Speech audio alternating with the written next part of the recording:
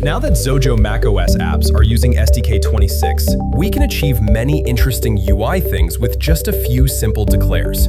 One such declare allows us to add native toolbar customization. So let's get started.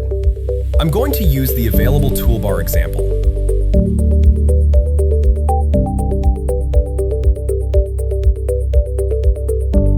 Let's quickly run the demo to see how the toolbar behaves by default.